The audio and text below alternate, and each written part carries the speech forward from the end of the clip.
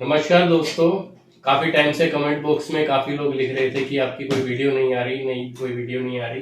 तो मैं उसके लिए माफ़ी चाहूँगा क्योंकि थोड़ा बिजी शेड्यूल चल रहा था, इसलिए टाइम नहीं मिल पा रहा था। लेकिन आज हम तीसरा रिपोर्ट में अपने चैम्बर में ही बैठे हैं और एडवोकेट हमारे रोहित शर्मा जी भी, इनके पास भी आज समय है, तो इनसे कुछ कस्टडी के केस को लेके जो क्वेरीज आ रही थी वो हम कुछ रोहित शर्मा जी से पूछेंगे। तो सर, जो कस्टडी के केस को लेकर विजिटेशन राइट एक बड़ा इश्यू रहता है। जो कस्टोडियल पेरेंट होता है वो चाहता है कि विजिटेशन राइट कम से कम हो, और जो नॉन कस्टोडियल होता है वो चाहता है मुझे ज़्यादा से ज़्यादा समय मिले बच्चे से मिलने का, ताकि बॉन्ड बन सके।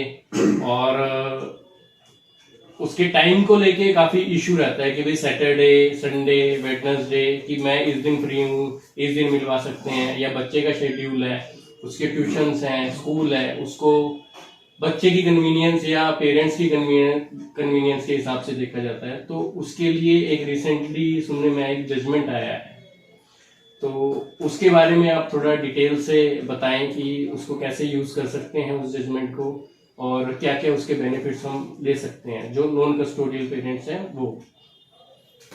देखिए, जहाँ तक बच्चे की विजिटेशन का सवाल है, ये पेरेंट्स के लिए एक बहुत ही गहरा विषय है। इसके लिए नॉर्मली जो पिटिशंस फाइल होती हैं, पहले मैं थोड़ा आपको वो बता देता हूँ।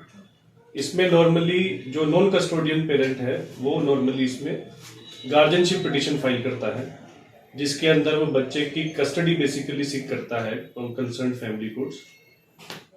उसमें एक एप्लीकेशन लगाई जा सकती है इंटरिम विजिटेशन की, जो कि under section 12 of guardianship and ward act लगती है, जिसके अंदर नॉन कस्टोडियल पेरेंट जो है वो फैमिली कोर्ट से इस तरह की डायरेक्शन दे सकता है कि केस चलने के दौरान कम से कम उसको एक बॉन्डिंग एस्टेब्लिश करने के लिए बिटवीन फादर या मदर, जो भी अपना जिसने पिटिशन फाइल की है, कि बच्चे से बॉन्डिंग उसकी जो है वो एस्टेब्लिश हो पाए, जिसके लिए टाइम टाइम पे जो है कोर्ट जो है ऑर्डर्स पास करती है। नॉर्मली इसमें विजिटेशन ग्रांट किया जाता है पहले, twice in a month, thrice in a month या 4 times in a month, depends upon situation of each and every case, जिसके लिए नॉर्मली कोर्ट अलाउ भी कर देती हैं अगर वो बच्चे की इंटरेस्ट पे है या बच्चे के वो एडवर्सली इफेक्ट नहीं करता, तो नॉर्मल सिचुएशंस में फैमिली कोर्ट इस तरह के ऑर्डर्स पास करती है ताकि बॉन्डिंग एस्टेब्लिश होता है। और नॉर्मली इस तरह की विजिटेशन ये भी है कि रहती है वो कंसर्न डिस्ट्रिक्ट कोर्ट के चिल्ड्रन रूम में ही रहती है, ताकि वो under the guidance of incharge जो है वो सारी चीजें हो सके। इसके लिए एक जजमेंट आई है अभी recently honourable high court of Delhi से, जिसमें केस का टाइटल है सम्राट सिंह रावत वर्सेस पूनम रावत, जिसमें सम्राट सिंह ने भी एक गार्जियनशिप पिटिशन फाइल की थी before concern family court, seeking visitation, seeking custody and visitation of his children. उस पर्टिकुलर मैटर में भी उसकी सेक्शन 12 को कोर्ट ने डिसाइड किया। बीच में उन्होंने एप्लीकेशन लगाई seeking overnight access of the children. वो एप्लीकेशन उसकी कोर्ट ने एक्सेस तो उसको ओवरनाइट एक्सेस नहीं दिया considering the teenage of the children, पर उसका विजिटेशन का कुछ अनाउंसमेंट किया जा चुका था। उस ऑर्डर से एग्री होने के बाद he has moved before the honourable high court in matter P, जिसमें केस का टाइटल मैंने अभी आपको बताया, सम्राट सिंह रावत वर्सेस पूनम रावत। उसमें कोर्ट ने कुछ गाइडलाइंस भी दी हैं कि बच्चे को, अगर बच्चे की कन्वीनियंस को भी देखते हुए या इवन पेरेंट्स की कन्वीनियंस को भी देखते हुए संडे को भी चिल्ड्रन रूम को ओपन रखने की डायरेक्शंस दी हैं, और कंसर्न रजिस्ट्रार को बोला गया है कि वो डिफरेंट फैमिली कोर्ट्स में इसका सर्कुलर प्रॉपर मैनर में देगा।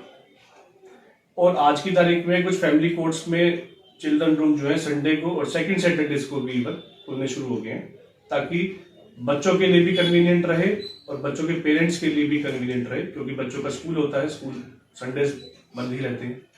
इवन जो पेरेंट्स होते हैं, एम्प्लॉयड जो होते हैं, गेनफुली एम्प्लॉयड होते हैं, उनकी भी ज्यादातर ऑफ ही रहता है। तो इसलिए दोनों के लिए वो कन्वीनियंट है, जिसके लिए ये जजमेंट एक पास हुई है। एक सर क्वेरी और भी है हमारे व्यूअर्स की कि जो वर्कलोड है फैमिली कोर्ट पे वो काफ़ी बढ़ता चला जा रहा है और पेंडेंसी इतनी बढ़ती चली जा रही है। पहले 2-2 महीने की डेट, 1.5 महीने की डेट मिलती थी, वही अब 3-3, 4-4 महीने तक की डेट्स मिलनी शुरू हो गई हैं। तो उससे रिलेटेड भी कुछ एक सर्कुलर आया है एलजी साहब ने, तो उसमें क्या है? अब देखिए, आज की तारीख में सिचुएशन इस तरह की होगी है कि फैमिली कोर्ट्स में बहुत ज्यादा केसेस हो गए हैं। इवन किसी भी डिस्ट्रिक्ट कोर्ट में जाओगे, फैमिली कोर्टें खचाखच भरी हुई है, जिसकी वजह से फैमिली कोर्ट्स भी को भी परेशानी होती है। इसलिए डेटें आपकी 2-2, 3-3, 4-4 महीने की उसमें पड़ती है। एलजी साहब ने भी डायरेक्शंस दी हैं कि इसमें आपको 10 से 12 कोर्टें जो है फैमिली कोर्टें स्टैब्लिश करने के लिए, ताकि जो भी है वर्कलोड फैमिली कोर्ट का कम हो सके और वो आगे शिफ्ट हो सके, वो डिस्प्यूट हो जाए, रिजोल्व हो जाए वो चीजें, और जिसके लिए कोर्ट्स के लिए भी इजी रहेगा और पेरेंट्स के लिए या जो भी लिटिगेंट है उसके लिए भी इजी रहेगा। तो इसके लिए वहां से डायरेक्शंस कुछ आई। तो अब कुछ हर डिस्ट्रिक्ट में 1-1, 2-2, 3-3 कोर्ट्स और बनने की, हाँ, ये बनेंगी अभी नहीं, और नए जजेस उसमें अपॉइंट होंगे केसेस को डील करने के लिए, क्योंकि इस तरह के केसेस जो है भरमार लगेंगे आज के तारीख में। तो सर ने कस्टडी के केस से रिलेटेड भी काफ़ी अच्छा बताया कि विजिटेशन राइट आप ले सकते हो संडे को भी और इवन सेकंड सैटरडे को भी। तो हम सर का बहुत धन्यवाद करते हैं कि सर ने जो नॉलेज है वो आप सबके साथ शेयर की और जजमेंट भी एक बताई। तो अगर आप किसी और टॉपिक के ऊपर कुछ आपकी क्वेरीज हैं तो आप कमेंट बॉक्स में डाल सकते हैं। हम उस टॉपिक के ऊपर जो भी जजमेंट्स होंगी या फिर जो भी लॉ कहता होगा हम उसके ऊपर भी फर्दर वीडियोस बनाते रहेंगे। आज के लिए इतना ही। अगर आपको वीडियो अच्छी लगी हो तो लाइक करें, सब्सक्राइब करें, शेयर करें। Thank you.